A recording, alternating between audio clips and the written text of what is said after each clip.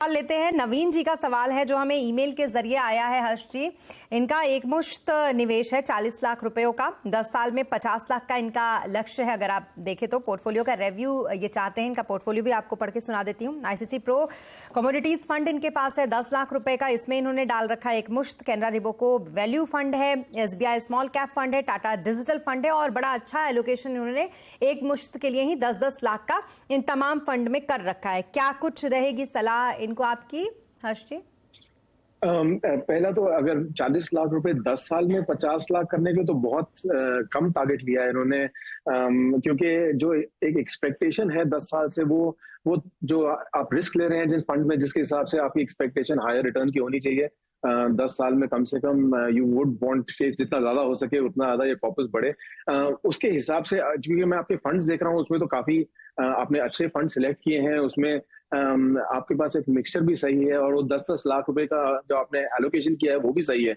मेरा बस ये एक इसको थोड़ा सा सिंप्लीफाई करने का तरीका ये रहेगा, जैसे एसबीआई स्मॉल कैप फंड अच्छा फंड है, वैल्यू फंड ये सुनने में अच्छा है, लेकिन आई थिंक यहाँ पे सबसे जरूरी चीज ये है इसकी कितनी इंफॉर्मेशन है आपके पास। वैल्यू फंड बहुत डिफरेंटली बिहेव करता है मार्केट से, सो अगर वो नॉलेज है या फिर आपके पास कोई है एक बंदा प्रोफेशनल जो आपको हेल्प कर सके तब तो ठीक है, वरना मैं कहूंगा कि इनमें से जो 2-3 फंड हैं जैसे कमोडिटी फंड या सेक्टोरल फंड, डिजिटल फंड या फिर वैल्यू फंड, इनको रिप्लेस करके एक थोड़ा सा जेनरिक फ्लेक्सी कैप फंड या मिड कैप फंड आप ऐड कर सकते हैं।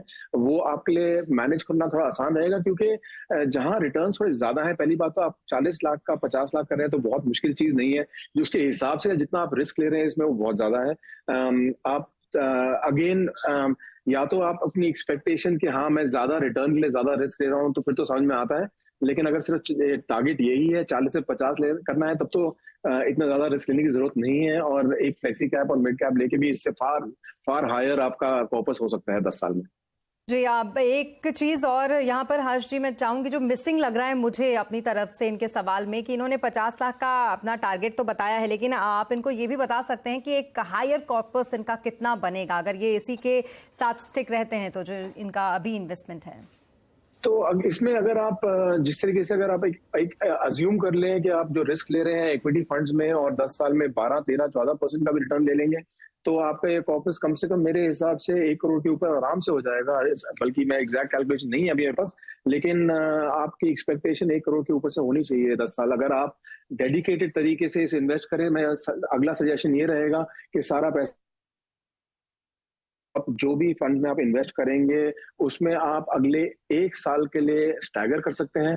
वो एक एसटीपी एक चीज है जिसके थ्रू आप ये पैसा पहले आप किसी शॉर्ट टर्म फंड में डाल के वहां से हर महीने एक तरीके से एक एसआईपी एएमआई के हिसाब से आप इन्वेस्ट करें, उसमें आपका रिस्क थोड़ा एंट्री का स्टैगर हो जाएगा, वो आपके लिए बेनिफिशियल हो सकता है।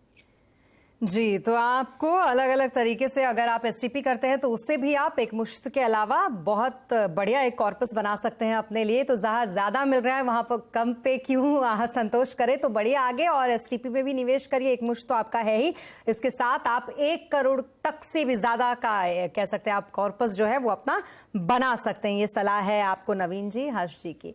चलिए आगे दूसरे हमारे पास सवाल हमारे पास आया है कमलेश जी का। ये भी ईमेल के जरिए इन्होंने हमें सवाल भेजा है। मौजूदा निवेश जो है इनका 10,000 का है। पोर्टफोलियो की वैल्यू अब तक इनकी 6,31,000 हो चुकी है। बच्चे की पढ़ाई और शादी का लक्ष्य यानी कि लॉन्ग टर्म टारगेट इनका 15 से 20 साल में 1 करोड़ का इनका लक्ष्य है। 10,000 की एसआईपी का लक्ष्य पूरा होगा। ये पूछ रहे हैं कि इतनी एसआईपी से इनका जो टारगेट है वो हासिल कर पाएंगे या नहीं, और हर साल निवेश बढ़ाने का भी इनका लक्ष्य है। तो वो अमाउंट भी ये जरूर जानना चाह रहे होंगे कि कितना अमाउंट अपनी एसआईपी में ऐड ऑन करें। मिड और टैक्स सेवर फंड में निवेश करना सही है या नहीं, इस पर भी इन्होंने आपकी सलाह मांगी है। इनका पोर्टफोलियो मैं आपको बता देती हूं। Mirae asset emerging blue chip fund है इनके पास 2500 के एलोकेशन के साथ। डीएसपी स्मॉल कैप फंड है, कोटक फ्लेक्सी फंड इनके पास है, एसबीआई ब्लू चिप फंड है 2000, 2500, 3000 ये एलोकेशन है इनका। कमलेश जी को क्या कुछ सलाह रहेगी आपकी हर्ष जी? 2 चीजें हैं कमलेश जी के लिए। एक तो जो उन्होंने गोल्स, बहुत इंपॉर्टेंट गोल्स हैं बच्चों के एजुकेशन और उनकी मैरिज के लिए, ये आई होप उन्होंने कैलकुलेट किया है कि आज का 1 करोड़ आज के 15-20 साल के बाद अगर 5% इन्फ्लेशन भी लें तो उस टाइम पे आज के 37 लाख के इक्विवेलेंट होगा। तो मेरे को थोड़ा तो लग रहा है कि मे बी ये कैलकुलेशन थोड़ी ठीक करनी जरूरत है इन्फ्लेशन को एडजस्ट करने के बाद। तो इन गोल्स को ऑल्सो सेपरेट करना जरूरी है कि एग्जैक्टली कितना पैसा मेरे को बच्चों की एजुकेशन के लिए चाहिए होगा और रिटायरमेंट के लिए चाहिए होगा। उसके सिवाय जो जो जो फंड्स बताए हैं वो तो बहुत अच्छे फंड्स हैं। अच्छा मिक्स है इसमें, small cap, mid cap, flexi cap, large cap सब कुछ है। जो ये टाइम ड्यूरेशन बोल रहे हैं और सिर्फ अमाउंट बोल रहे हैं, मेरे हिसाब से बहुत अचीवेबल है, बहुत रीजनेबल एक्सपेक्टेशंस हैं, अच्छी एक्सपेक्टेशंस हैं। हमारे कैलकुलेशन के हिसाब से 8,800 रुपए भी अगर आप 20 साल के लिए इन्वेस्ट करें तो 1 करोड़ रुपए हो जाते हैं, 13% रिटर्न अगर अज्यूम करें उसके साथ।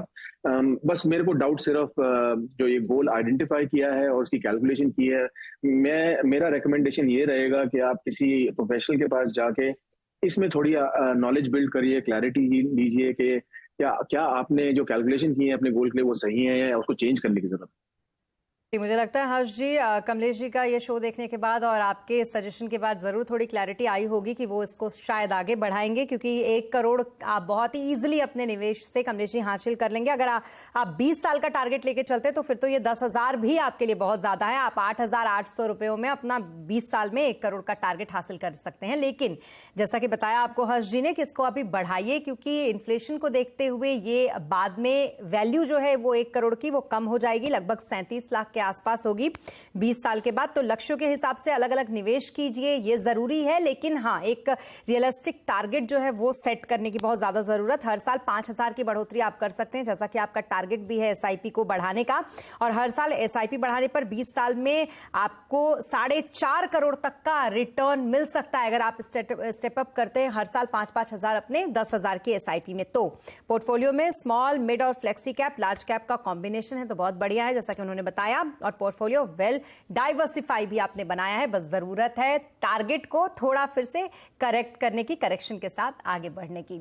तो इसी के साथ वक्त हो गया यहाँ पर एक छोटे से ब्रेक का। ब्रेक के बाद जल्द लौटेंगे। सवाल जवाब का सिलसिला योर मनी में यूं ही जारी रहेगा।